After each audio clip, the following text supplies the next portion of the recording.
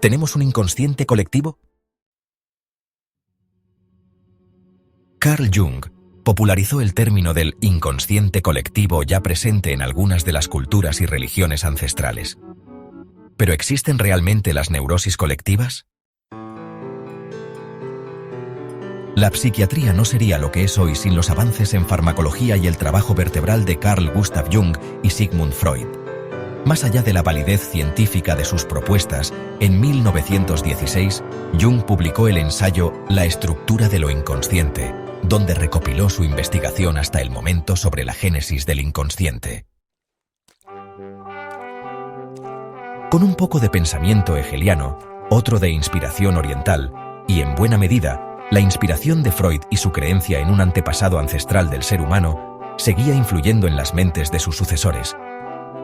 La idea del inconsciente colectivo hace referencia a aquellas tendencias, patrones, fobias, represiones o imágenes que emanan del origen de la especie y que complementan a la intuición biológica. Jung comenzó a percatarse de que existía un patrón vigente entre ciertos pensamientos y formas de entender el mundo de las personas de su tiempo histórico con las creencias del pasado remoto, cuando, tras recopilar información sobre algunos de sus pacientes, se dio cuenta de que sus planteamientos invocaban la mitología de culturas remotas. Y observó, además, otro principio. Las creencias se repetían en pueblos que, en principio, la arqueología negaba que pudieran haber tenido contacto entre sí. De esta manera, la tradición popular, la mística y los sistemas de creencias de la miríada de pueblos de los 5 continentes se interconectó ante sus ojos. La unión entre ese legado de imágenes y creencias, que se perdía en la espesura de la prehistoria, y la reacción psicológica de los individuos, propició la tesis de que al igual que existía un consciente individual y un consciente colectivo, compuesto, este último, por la idiosincrasia del momento histórico, había también un inconsciente individual que se nutre, a su vez, del inconsciente colectivo. En esta exploración, el médico suizo tuvo que redefinir para la psicología el concepto de Lea Basilis que llevaba usándose, al menos, desde Platón. La etimología de la palabra ya desvela su contenido, fuente de modelos. En eso consisten los arquetipos junguianos, imágenes y patrones arcaicos que siguen permanentes, de alguna manera, en nuestra psique individual, que complementan al instinto natural, aunque esta complementación no siempre es positiva, en ocasiones es opuesta, y que manipulan la actividad consciente individual, influyendo considerablemente a través de esta en la colectiva. Los arquetipos junguianos son imágenes y patrones arcaicos que siguen permanentes, de alguna manera, en la psique individual. Por simplificar mucho la cuestión, si a cualquiera de nosotros nos desposeyeran de las referencias mentales que constituyen la conciencia de una identidad individual, perderíamos el sentido de nuestro contexto histórico y social, la noción de cuánto somos, pero, una vez vaciadas nuestras mentes, solo la memoria mantendría su carácter vacío, de tabula rasa, no nuestra actitud. Al interactuar con el entorno, iríamos manifestando una serie de acciones y creencias que se corresponderían con las que se repiten entre las culturas antiguas. En siguientes ensayos y en conferencias de importancia para el desarrollo de la cuestión, como el concepto de inconsciente colectivo o la dinámica de lo inconsciente, el psiquiatra estableció multitud de estos arquetipos, como lo son la madre y el padre, Dios y el diablo, el anciano y la anciana sabias, o la idea de creación y de destrucción, mediante la imagen del diluvio o del fuego celeste que se precipita sobre la tierra, por ejemplo. Pero Jung aún fue más allá, y estableció una influencia profunda entre lo masculino y lo femenino con sus definiciones de ánima y de animus, es decir, aquellos arquetipos de inclinación femenina presentes en la mente masculina y viceversa. De esta manera, y más allá de la salud mental de cada cual, el investigador suizo propició una explicación para multitud de neurosis colectivas, que Jung cita por primera vez en 1923. Por ejemplo, la noción popular hacia la redención, que se busca en el gobierno de los asuntos públicos, podría remitir a un arquetipo, el del héroe, e incluso al de la deidad. Ante los obstáculos y problemas que nos angustian, tendemos a manifestar el reflejo de una búsqueda de una fuerza singular y superior a la humana. O el fatalismo neurótico, la idea de que el mundo va a acabarse repentinamente y que nuestros actos, tengan o no responsabilidad en ese supuesto final, poseen una carga de culpa. Sin ir más lejos, ciertas corrientes ambientalistas que culpan a la especie humana de destruir la naturaleza, atribuyendo su carácter insostenible y destructivo, casi antinatural ya desde su origen, a su esencia, estarían renovando un arquetipo del inconsciente colectivo. Jung llegó a sostener que nuestra noción del ITN se crea a partir de la selección de arquetipos de este inconsciente colectivo. Un fenómeno más atribuible a una neurosis colectiva bajo el pensamiento de Jung es el carácter supersticioso.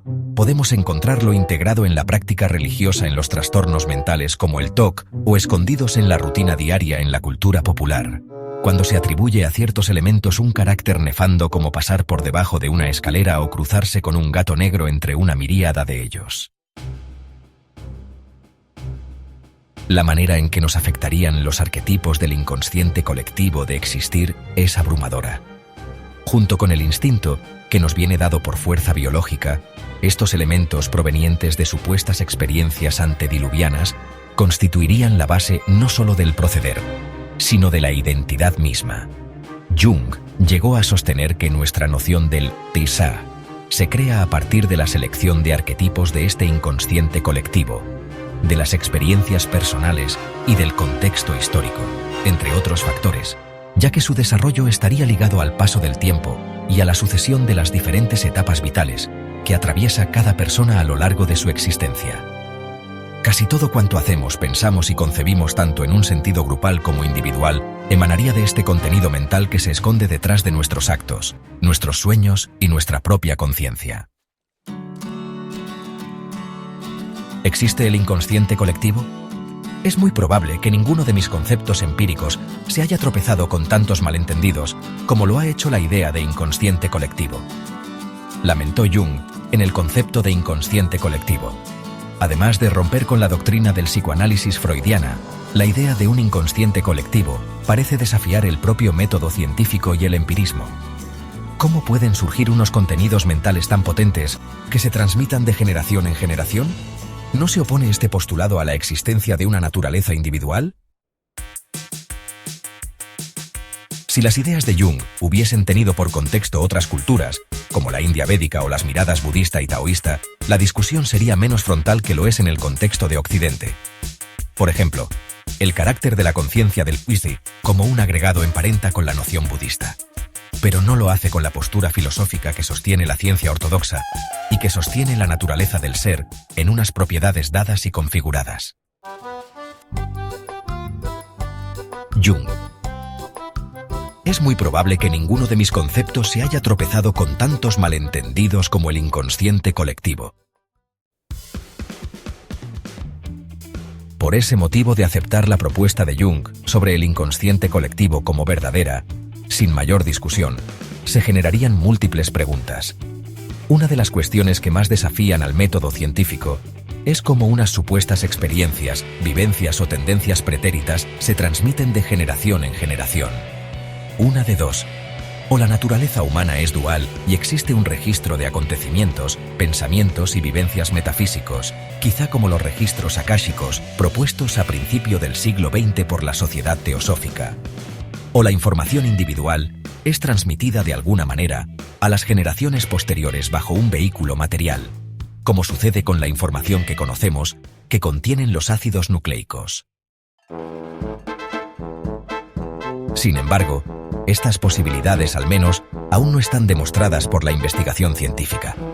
Más allá de detracciones tajantes que niegan la existencia del inconsciente colectivo y sus derivados, la principal crítica a esta propuesta de Jung tiene que ver con la posibilidad de que esta repetición de contenidos tenga o bien un carácter metafísico o físico no descubierto.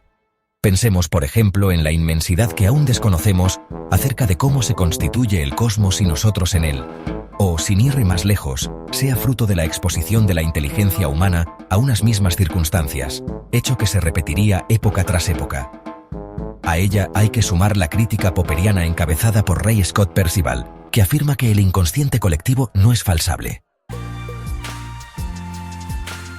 Sea como fuere, queda un infinito por investigar y descubrir. El mismo Jung abrazó la necesidad de unir la ciencia y la paraciencia, de no discriminar ninguna experiencia humana ni saber mediante otras fuentes de conocimiento que no sean el método científico y el raciocinio. No obstante, el hecho de que casi todas las culturas de la Tierra contengan unos símbolos y unos significados comunes, una realidad demostrada desde la segunda mitad del siglo XX por estudiosos del canon como Mircea Eliade y más recientemente por antropólogos como Jeremy Narby Como, plantea en su ensayo La serpiente cósmica sobre el estudio de los pueblos indígenas amazónicos de la actualidad y el arquetipo de la serpiente, vinculado en todo el planeta a la sabiduría, invitan a replantear los límites de la ciencia. Estos no pueden encasillarse en determinar qué objeto de estudio es o no es científico, sino cuáles son los límites del método científico para generar conocimiento.